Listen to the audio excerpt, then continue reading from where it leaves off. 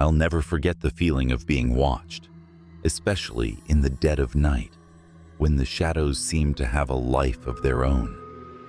It started on a Friday, just after sunset. I had settled in for a quiet evening at home, the kind of night where I could finally catch up on some reading. The street outside was silent, except for the occasional rustle of leaves, but something felt off. I kept glancing toward the window, feeling an inexplicable weight on my chest. At first, I dismissed it as paranoia. I was alone, after all. But then I noticed him, a man standing across the street, perfectly still, just beyond the glow of a streetlight.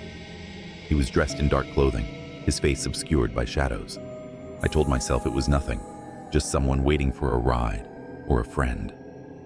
I returned to my book, but the feeling of unease lingered. After an hour, I caught myself glancing at the window again. The man was still there, but now he was looking directly at me. My heart raced. I could barely make out his features, but his eyes seemed to bore into mine, cold and unblinking.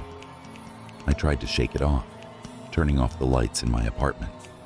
Maybe he'd leave if he couldn't see me, but the darkness only made the glow of the streetlight outside more pronounced.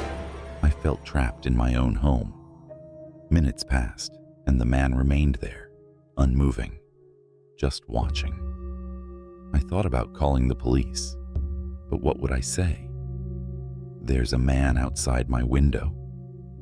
I didn't want to sound ridiculous, so I decided to distract myself with TV. Half an hour later, I glanced back at the window. To my horror, he was gone. I felt a wave of relief wash over me, but that relief was short-lived. As I settled back onto the couch, I noticed movement in my peripheral vision. I turned, and my blood ran cold.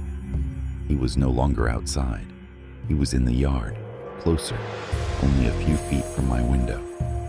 I could see him more clearly now. His face was pale, eyes wide and hollow.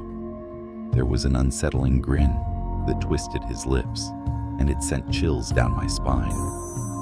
I sprinted to the bathroom and locked the door.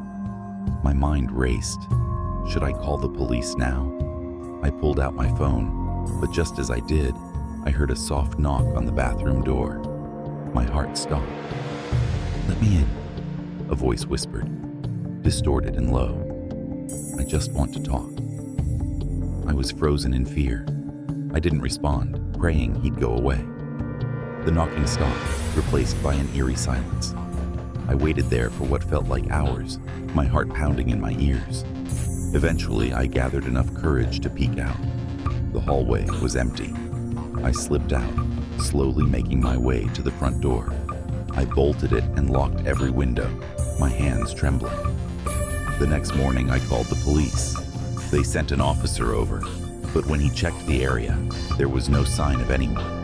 No footprints, no evidence of a disturbance, just an empty street and the morning light breaking through.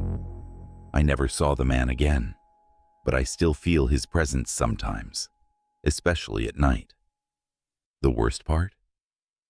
I learned later that the man had been reported missing months before, and his last known whereabouts were just a few blocks away from my home.